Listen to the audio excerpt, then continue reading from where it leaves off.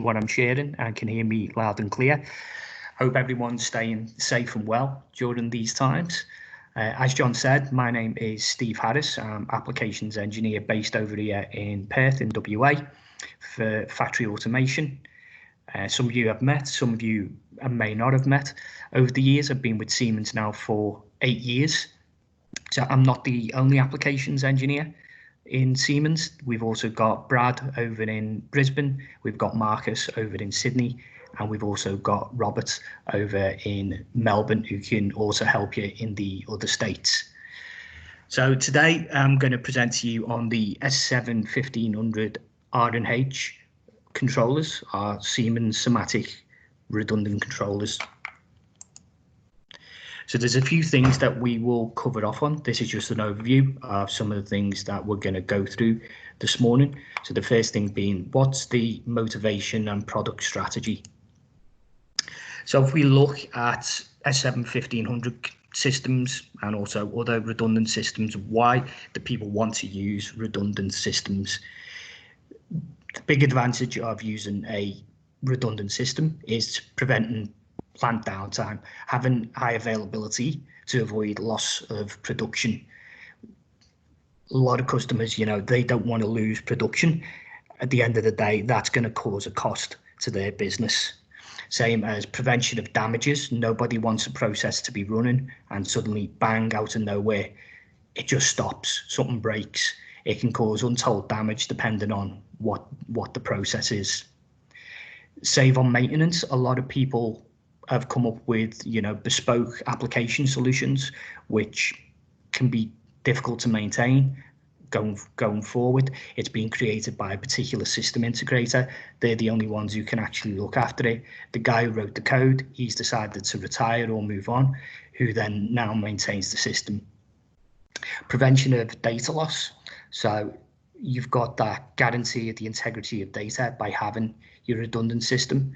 And it can also make operation in terms of maintenance a lot better as well, in terms of planning out trips and that, you've got that redundancy there, so the system should keep running. And these are just some of the typical applications where we see redundant systems being used. So water and wastewater, tunnels, gas pipelines, baggage handling systems.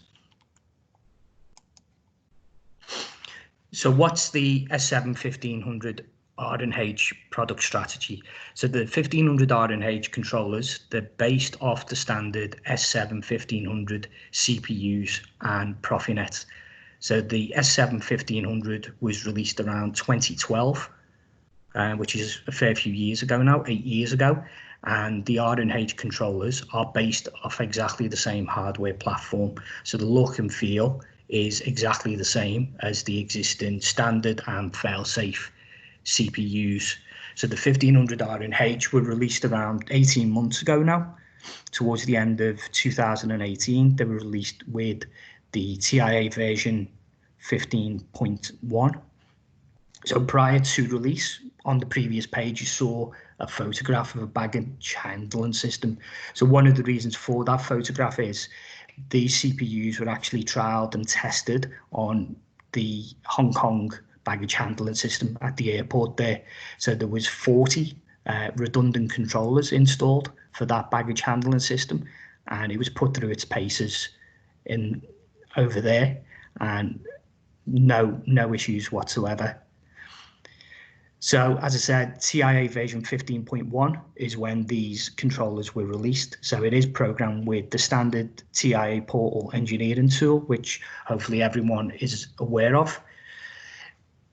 One of the major benefits of doing it this way, of having it based off standard hardware, standard software, is you don't need to be an expert on redundancy. You would program a 1500 RH controller as you would a standard 1500 controller.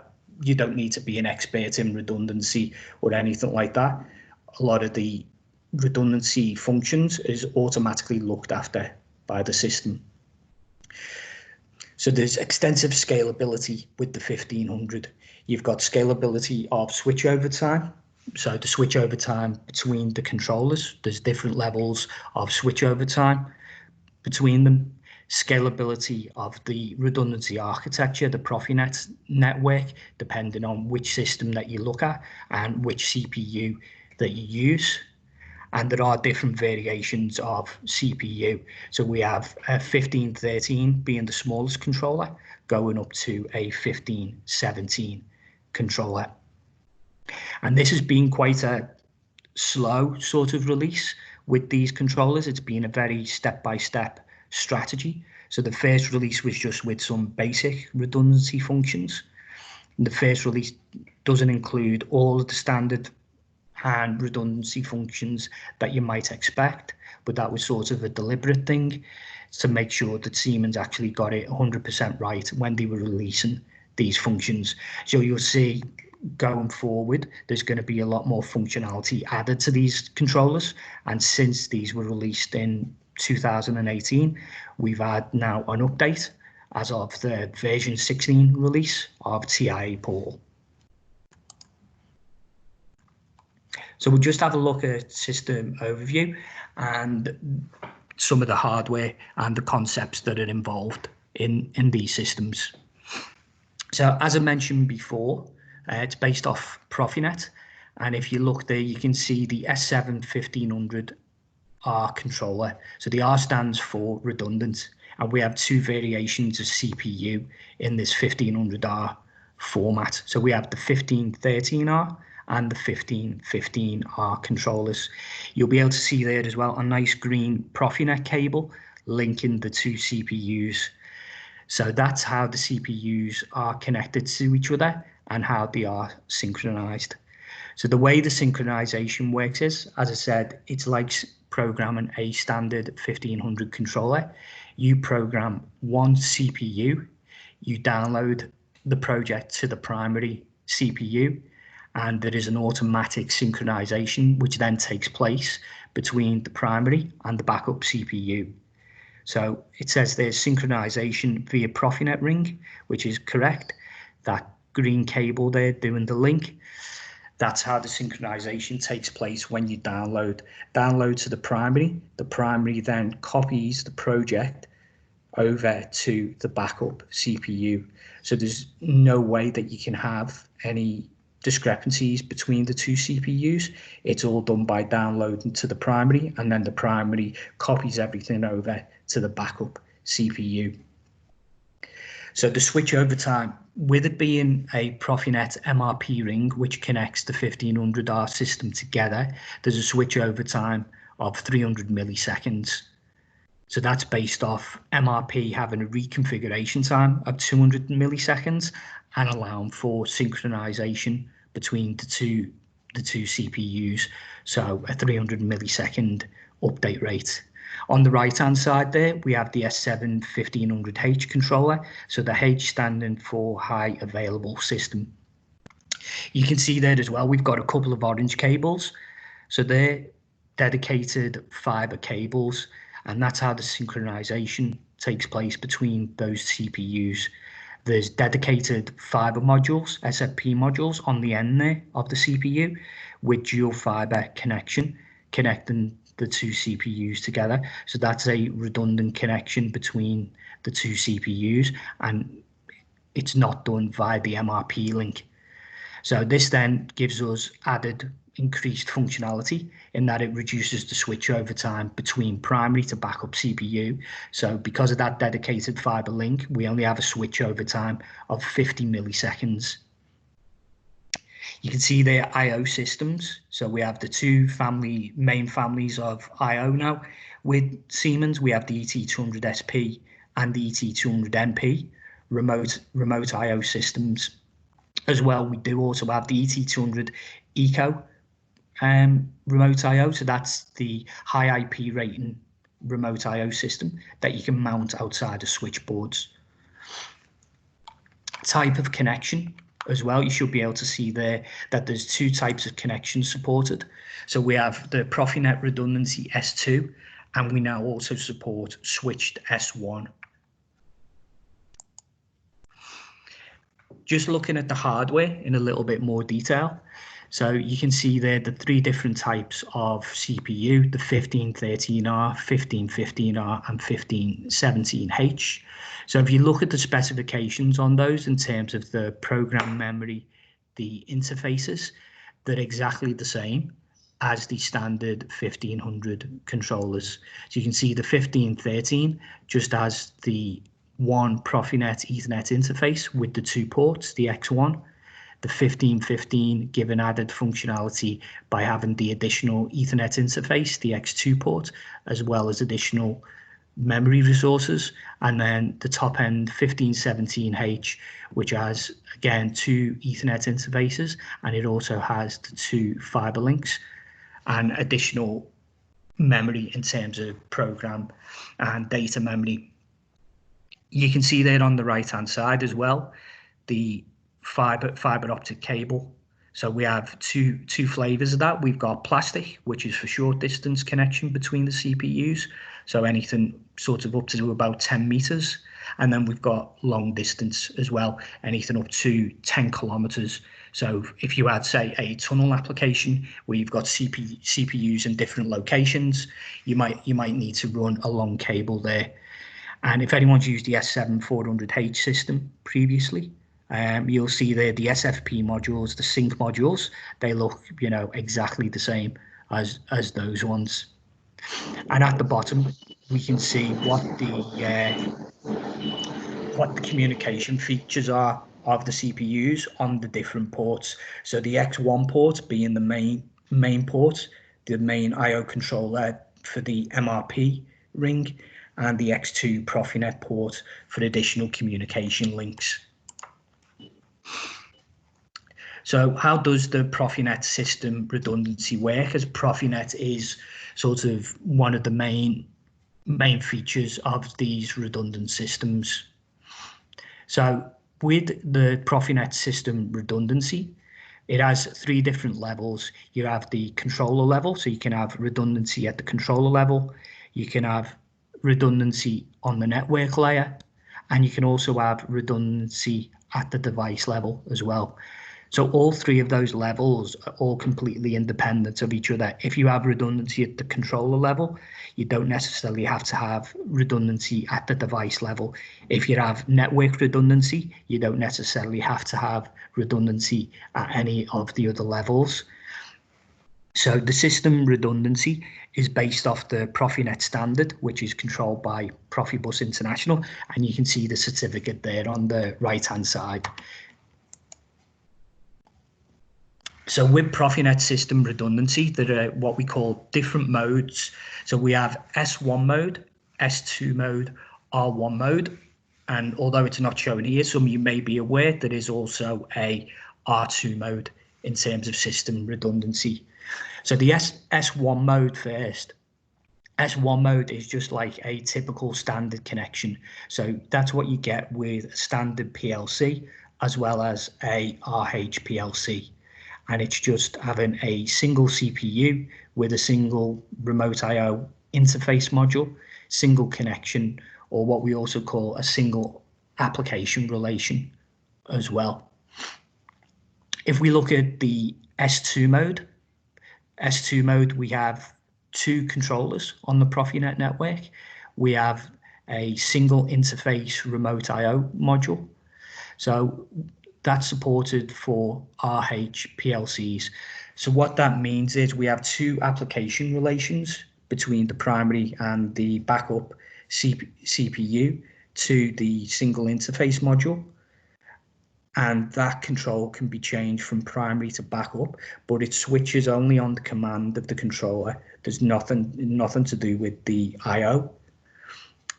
Then on the far right there, we've got the R1 mode.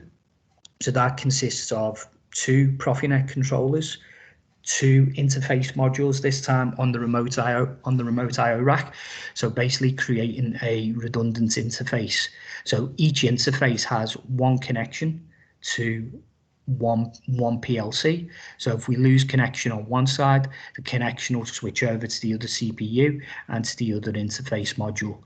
So that at the moment, as of today, we don't support, but it's on the roadmap and it's definitely going to be a future 1500H release. So Siemens Profinet I/O devices, which actually support the Profinet S2 redundancy. You can see there we've got the ET200SP remote I/O, so the IM155-6 high feature, so we have to use the high feature in these systems, and as of firmware version 4.2. So we have the ET200MP high feature remote I/O module, same firmware as of 4.2. And you can see there as well, we've now also got the active backplane, which we'll cover off on for the ET200MP. We've got the Profinet couplers and also the new ET200 Eco remote I/O high IP rating system. If we look at some additional Siemens devices which support S2, so look at drives, the S7-1500 and particular firmware versions there, the Ethernet switches, the Scalence range, so the XC200 series and the Scalence XP200 and XF204, and you can see the part numbers for some of those there on the right hand side as well. So what are the network configuration requirements for the 1500R and H? So the 1500R and H are based off the Profinet MRP protocol, so Media Redundancy Protocol, Ring protocol for Profinet. So this is a default setting in the configuration. It's not going to work without MRP. So the MRP ring can only be connected to the X1 interface of all of the CPUs, regardless of which one that you use. So 1513, 1515, 1517, the MRP ring has to be connected to the X1 interface of the CPU. When you're using the 1513, 1515, because of the MRP ring and the synchronization is done via the MRP ring for those two CPUs, you can't have any devices between the two CPUs as it'll affect the synchronization. So that's another rule that you need to be aware of, that nothing can go between those two devices. So the Profinet devices that you use in the ring, they need to support system redundancy S2, and you can see in the ring there for the 1500R on the left, we've got ET200SP, ET200MP, and the maximum number of devices that you can have in a ring for those two systems is 16. If you need more, then if we look at the system on the right, the 1500H, we have the syncing across the dedicated fiber links, so that gives us more flexibility and more functionality in the MRP ring. There's no sort of limitations in where we can place devices, and we can have up to 50 devices in that MRP ring. So this is looking at just a basic 1500R configuration. You can hopefully see there where number one is that we've got the MRP ring connected via the X1 port, and that's going to a switch, the switch and S2 devices that you can see in the picture there. So the S2 device where the number 4 is, all making up part of the ring. And then we have an S1 device which we have connected into the ring via the switch. And you can see there where the number 2 is, we don't have any device connected in between the two CPUs. So with the S1 devices, they don't forward H-sync telegrams during the MRP reconfiguration phase. So when the MRP ring fails and it reconfigures itself, an S1 device won't forward the telegram to the CPUs. So because it won't do that, it will increase the cycle time, and that communication, the sync up between the two CPUs is interrupted. So that's the reason that we don't have any devices where that number 2 is in that link between CPUs. So with the synchronization between the CPUs, the 1513 and 1515R, it follows standard Ethernet rules in that we can have a direct copper link of up to 100 meters between the two CPUs. If you did need longer, then you can go fiber as well via a media converter. So that'll extend the synchronization link up to 3 kilometers. If we have looked at just another quick configuration example, this is with a 1515R. So we can see we've got an MRP ring with our switches, S2 devices, and also an S1 device and the panel connected via the ring through the switch. But also, because we're using a 1515R, we can also have additional connections to a PC, to another HMI panel, to a standard PLC, and they're all connected via the switch onto the X2 port of the CPU, and we'll go into a bit more detail on that later on. So network configuration with the S7-1500H. We can go long and short distance, as I spoke about before, depending on which sync module you use, which one that you need. So up to 10 meters with the standard sync module, and then the long distance we can go up to 10 kilometers. So that, and those sync cables are redundant, so you lose one fiber cable, it doesn't have any impact on the runtime behavior. You've still got that link. So this is looking at a basic system configuration of a 1500H. Again, we have to follow the rules that the MRP ring has to be connected to the X1 port. We've got the synchronization via the yellow dedicated fiber link. So you can see there's a slight difference that we have a device connected on the MRP ring between the two CPUs, as there's no limitation there in this configuration with the 1500H. And we can have the S1 and S2 devices integrated into the MRP ring due to this. So we can see the same sort of configuration example, but this time with the 1517H. We can see there we've got multiple devices connected again on the X2 port, and we've got our MRP ring connected to our X1 port, and we've got S2, S1 devices all connected as part of the MRP ring. So just now going to cover what we call an add-in for the 1500H. So this is a new feature which was only released a couple of weeks ago, and it's a nice new feature that we can use with the 1500R and H systems. So when we're connecting Profinet devices to a 1500RH system as part of the MRP ring, we need to make sure that we set the correct watchdog time. So the watchdog time is a standard thing with Profinet devices, and basically what it does is it monitors the communication between the I/O device and the controller. So with Profinet devices, as standard, they're usually set of having an update time of around 2 milliseconds. So that's the update rate between the controller and the device. The watchdog time is an additional time. So it has a factor, which is usually set to 3. So 3 times the update rate of, say, 2 milliseconds.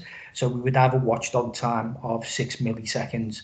So what that means is if after 6 milliseconds there's no communication between the controller and the I/O device, then there's an issue, there's an error, we've lost communication. What has happened before is, I've been caught out with it as well, is that we don't set the correct watchdog time in the MRP ring in the RH system. We don't set it correctly. We have to bear in mind that we've got a reconfiguration time of 200 milliseconds for an MRP ring. So if the update time is 2 milliseconds for our device, we need to increase the watchdog factor to 112 so that it's a little bit greater than the 200 milliseconds to give the system time to be able to reconfigure.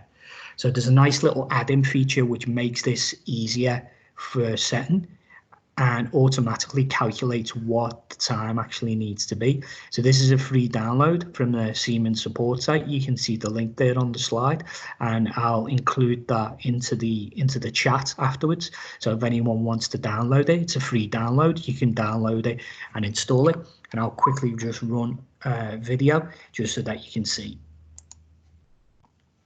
So hopefully you can see this is the network layout of a 1500 RH system with the add-in. So we activate the add-in on the right hand side there, and then we go over to the CPU, right click and show all PNIO devices.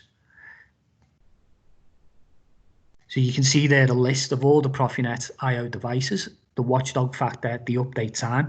So those ones in red there, or pink, they're not set as the correct time, but we can automatically configure the correct time.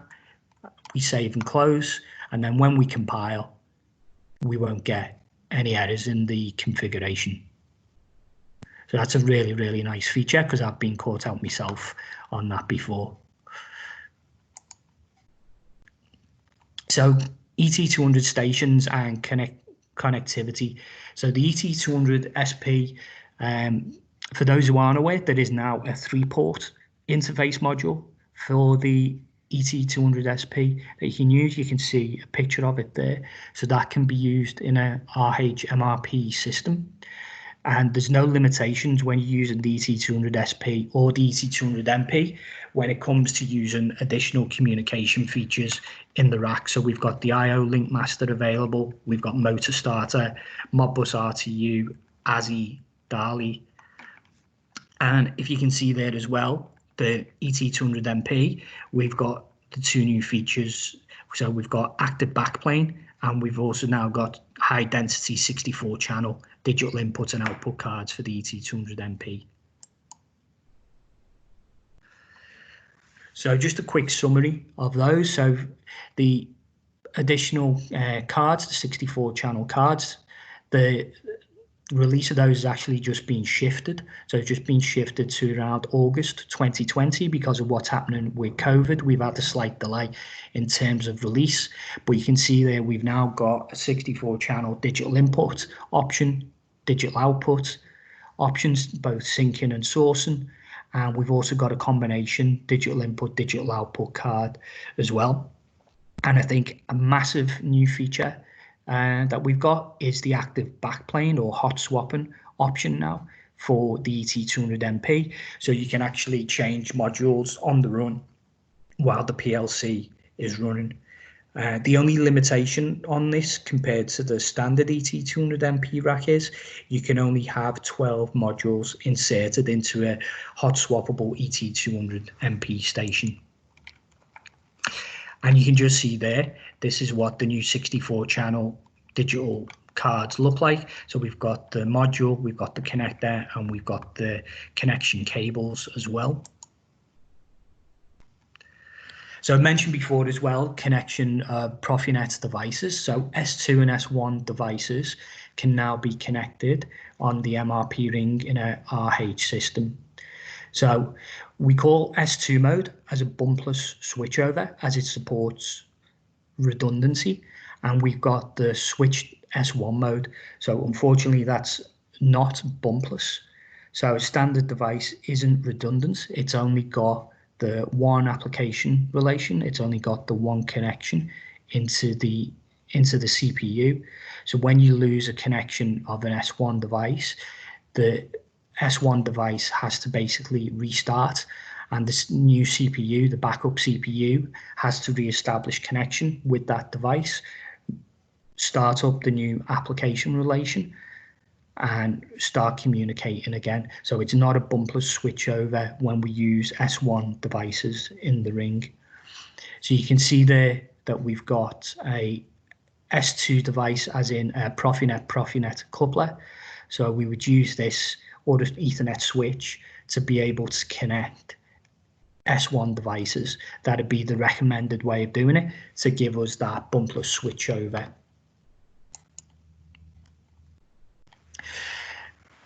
So again, just looking at connection now of another PLC into the network.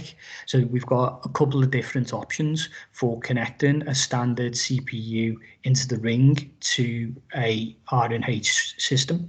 So option 1, so we can use iDevice, but it's only currently supported as a GSD. So we set up the iDevice and then we export it as a GSD file and then import it into the network configuration of TIA portal. So one of the limitations of this is that communication is going to be interrupted with the CPUs in the event of a changeover because it's only an S1 device. So we've got open user communication between the H system and a standard subordinated controller in the ring. So that can be connected in the ring or to X2. Again, when the switchover occurs between primary to backup, there is a temporary communication interruption between the standard CPU and the RH system. And then at the bottom there, we've got the bumpless switchover, which would be using a Profinet coupler or via a scale-length Ethernet switch. So on the next slide as well, we still support Profibus, not in the rack of the CPUs, but via a subordinated controller.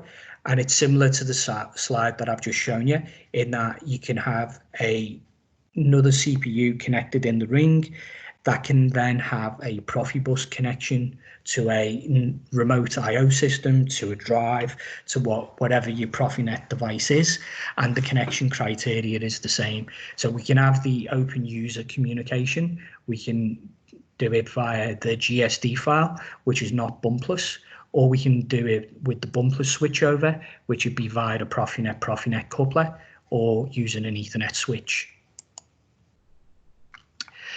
So what we say with these network connections, we call the ring as a stitch over a switch into the ring, or we can use our S2 remote I/O devices or other devices as part of the ring. So to help with connection in terms of the network infrastructure, we have a couple of different tools. So some of you may have heard of these before. So we've got ProNeater, which is a free download from the support site, which helps with the initial setup and configuration of Profinet devices. It will let you do I/O testing with remote I/O devices. You can adjust the IP address and give Profinet devices the Profinet device name. There is now an advanced version of ProNeater, which you can pay for, which is just being released as well, which gives you additional functionality with that. Then on the right-hand side, we've got SINET Plan, so the Semantic Network Planner. So this is a license that you have to pay for, but is a really powerful tool in that it will do a full analysis of your network and will really help you in terms of fixing an existing network or planning a new network that you're looking to introduce, in that it will show you the loadings for each device within the network, and it will validate the network design that you've done as well. And you can import that into your TIA project, or you can export from TIA into SINET Plan using just standard APIs, as it's all XML based. And I'll quickly just show you the graphic showing how to do that. So you can see here a network project configuration with a lot of devices in the network, and this is the SINET Plan. So we'll create a new project. And what we're going to do is just import the TIA project into this planning tool. So we select the project, hit import. And bang, there we go. It's pulled in all the devices from the Profinet project. So there's all the devices, all the connections between the devices as well. And then if I do an analysis of the topology, it analyzes the whole network and will do a calculation. And you can see there we've got green. And if I show you that device there, you can see the percentage of loading on that device. So we can do that for any device, which we can see in there. It's showing us the utilization again.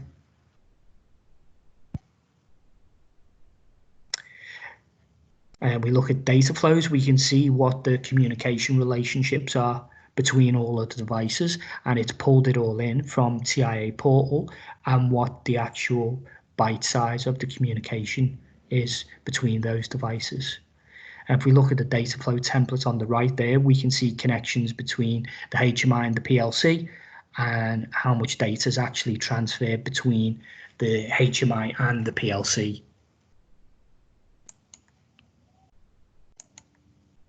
So now if we look a bit more at the communication and HMI connection. So communication with the redundant PLCs, we don't need any special drivers to communicate with the 1500RH system. For anyone who's familiar with the S7-1500H, for connections there, you had to use special somatic net drivers. So you had to use the Red Connect drivers to be able to communicate between WinTC or the third-party SCADA system and the actual CPUs. So in the 1500R and H, we don't actually need any special drivers, and you can set up a network just as you see there with different devices connected into the RH systems. So how do we actually do it? We do this using what we call the system IP address. So that's how we access the two CPUs of the system. So each CPU has its own individual IP, will have its own individual IP address. So you can see there we've got IP1 and IP2. So address 1, address 2 of the two individual CPUs. However, what TIA Portal will do is, with a tick box, we activate what we call system IP, or the third IP address, which gives 192.168.0.3. So this allows for transparent communication. So the standard controller isn't talking to IP address 1 or IP address 2, it's talking to IP address 3. So if we look there on this page, we can see we've got the connection from the standard controller to IP address 3. Internally, the system IP address is actually talking to whatever the primary controller is. So in this instance, IP1 on the primary. However, we've just lost the primary controller. There's been a fault, and that's no longer communicating. We've switched over now to make the backup the primary CPU, and the standard controller won't see any difference because it's talking to the system IP address. Which is then talking to whichever CPU is the primary. So we've got the same function there as well as between CPUs, between SCADA, so whether that be WinCC or whether it be third party, it works in exactly the same way in talking to the system IP address. So just moving along now to safety devices. So safety devices can be integrated, but they have to be integrated by a subordinated F controller. So we can't run any safety on the H&R systems as of yet. It is in planning, but as yet it's not there. So if we need to do any safety, we have an additional controller, safety controller, which we can include in the ring. So that controller can be connected using iDevice or open user communication, so TCP/IP. There's a couple of different configurations that you can have when you start using the fail-safe controllers. So if we look at this network layout here, we've got a safety controller which is situated at the bottom of the ring. It's connected into the ring via a Profinet coupler, so that it's a bumpless changeover. But then as an option, we've also got an additional Profinet coupler there, so that then for the safety controller we've actually created a second MRP ring which is connected into the 1500H system MRP ring. So you can also do that as well, so it gives additional reliability in case of a breakdown in where your safety system is. So again, looking at the HMI connection, so all of the Siemens HMI devices and softwares of TIA Portal, they all support connection of this system IP into them. So you can use a basic panel, comfort panel. There's no limitations there. We can connect WinCC Professional, we can connect WinCC 7.5, and we can connect WinCC OA as well. So all of those are all supported. On top of this, when you look at WinCC Professional, WinCC version 7.5 and OA, the full SCADA platforms that we provide. They can be redundant and they can also be connected into a RH system, and they're all connected, as I mentioned before, via the system IP address which the system generates for us. So installation recommendations. So installation recommendations for the 1513 CPU. On the 1513, we've only got the one Ethernet interface, just the X1 port. So as you can see there, we've got our MRP ring with multiple devices connected into the ring. We've got some S2 devices connected directly into the ring. We do have S1 device, so we've got a standard controller there, which is connected to the CPU on the X1 port, but it's not recommended to do that. As I mentioned before, when the S1 device fails, when the changeover occurs between the CPUs, to generate that application relation and recreate the connection to that device, it can generate a heck of a lot of load on the CPU, and it'll increase the cycle time. So the time to actually get back up and running can be in the range of seconds as opposed to milliseconds. So the recommendation is that you connect it via the Profinet coupler, as you can see on the left hand side, and we have that limitation of only 14 devices in the MRP ring. So if we move along to the 1515R, you can see there we've got two connection points. We've got the X1 and the X2 connection point. So similar to the 1513, we've got the up to 14 devices in the MRP ring. The recommendation again is to use the Profinet coupler when we're looking at connecting S1 devices into the ring, so that we don't increase the cycle time of the changeover between the CPUs. We can see as well we use the X2 port in this configuration for the HMI connection, so to WinCC SCADA or to a WinCC panel. So connection of a standard PLC on the X2 port is, conditionally recommended. Again, it can generate a high cycle time, so we do recommend that you use a Profinet coupler for that. Looking at now the 1517H and the recommendation for installation there, we've again got the HMI connection on the X2 port. We've got S1 devices which can be connected into the ring or via the Profinet coupler. We can have up to 48 devices in the ring, and we've got additional PLCs which are connected to the X2 port just using open user communication, so TCP IP, which is all okay as well. So some more new features and restrictions that we have. So some of the new features that have been released with the version 16 TIA portal and the latest firmware, so firmware version 2.8 for the CPUs.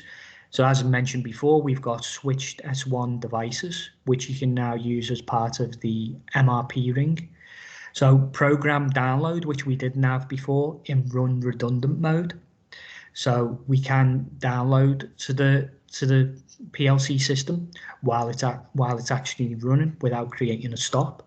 We've now got IP forwarding, so we can forward IP addresses to different ports, and we've got a reduced communication breakdown time during the sync up. So the sync up now between the CPUs is a lot faster than what it was previously in the first release.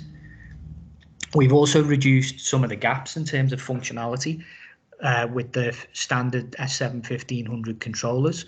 So these features weren't there on the first release. So we've now got support of alarm system functions and diagnosis system functions. We now support ProDiag in the 1500 RH, which we didn't have before, and we've added in an additional programming language now, so S7 Graph. There's now additional support for the Profinet IO system function blocks, and a really big Additional new feature is the support of loop control blocks. So we can now use technology objects, so PID blocks, in the 1500 RH controllers. And we've also got another nice big feature, which is standard on our other controllers, which is the S7 routing function. So to be able to route through to different networks via the S7 protocol. So what I mentioned before, the program download in run redundant mode. So when on the previous version, 15.1, and the earlier firmware version, you can see there that we're doing a download to the primary CPU. So the primary CPU is running, the backup is sitting there ready to go. When we download to the system, the backup PLC would actually go into stop. So now in version 16, there's no run stop. So they'll continue to run as normal, and we can download with no issues. And there's no sync up phase that we see. There's no temporary loss of communication between the CPUs, and the user program is automatically updated between the two systems. So the switched S1 device. So this is what I've been mentioning all the way through about having the S2 devices and S1 devices. So you can see there the activation time with the S2 devices is very short. It's 50 milliseconds or so in terms of getting back the communication, because the communication or application relation is already established between the devices. Whereas with the S1, the device has basically got to be restarted, and that's where you're going to have that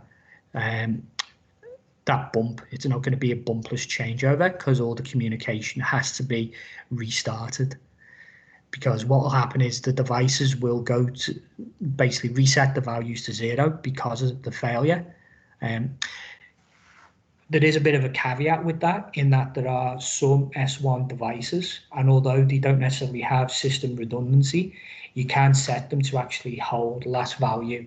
So if they do lose communication, what happens is they will hold whatever the last valid value state is, as opposed to going back to 0. So that is something as well to bear in mind with some of the S1 devices, that's there, but it's still recommended to connect those S1 devices via couplers or switches into the ring. So this is just looking at the system redundancy S2 in a little bit more detail. So you can see there the initial situation. We've got the primary and backup application relation between the device and the two CPUs. The primary CPU fails over. The backup communication link then takes over. So the device is then talking to the backup CPU. If we look at then the S1, we've only got the one communication link between the primary CPU and the device. The primary CPU goes into fail. We switch over to the backup CPU. There's no established communication link between the device and the backup CPU. So all that's got to then be created again from scratch, and that's going to add a couple of seconds into your system, which is not what you want for redundancy in most cases. So another new feature in version 16, you get a visualization of this redundancy mode in CIA portal. So in your network view in the I/O communication, you can see on the left-hand side there, we've got the CPUs and we've got some remote I/O devices. You can see in blue there, multi-assigned. So that's telling you that the I/O device is connected to both CPUs. It's multi-assigned, both CPUs. And then on the right-hand side there, we can see what PLCs and what I/O devices are connected, and the type of redundancy as well that they support. So whether it be S2 or S1 redundancy, we can see that really nicely laid out in a table in the network view. So support of step 7 graph. So you get that additional programming language now. It's the same as what you've got with the standard CPUs. So we've basically now got for the standard and the RH controllers, we do now have all of the same identical engineering languages available that you can use. So I guess one of the benefits of using Graph is for sequential control. A lot of people like to use it there. It's easy visualization to follow the process. And now you can use it in the RH controllers. So as well, new in version 16, we've got support of additional blocks, which you can see there. We've got what I mentioned before in terms of some of the program blocks. We've got program alarms, alarm states. We've got the technology objects, so the PID blocks, the compact, the 3-step and the temperature. And we've also got some advanced instructions as well, which is quite nice. So we can read, we've got the get IO, so we can read to the process image. We can now transfer to the process image. We can use the code as well to get additional status information, device states of the IO and diagnostic information. So here's some of the restrictions and differences between a standard 1500 controller, 1500RH and an S7-1500H. So single PLC project. So a 1500RH can't be run as a standalone project. It can only be run as redundant. 1500 obviously is just a standard single controller, so it can be run like that. A 400H, yes, a 400H could be run just as a standard single controller. Central periphery or central CPs, so basically means can you put additional cards in the rack with the RH controller? The answer to that at the moment is no. Obviously a standard 1500, yes, you can put additional cards in the rack, and the S7-1500H, yes, you can put additional cards in the rack with those. So power supplies, so configure the system power supply. So no for the RH system, but yes for the 1500 and 400Hs.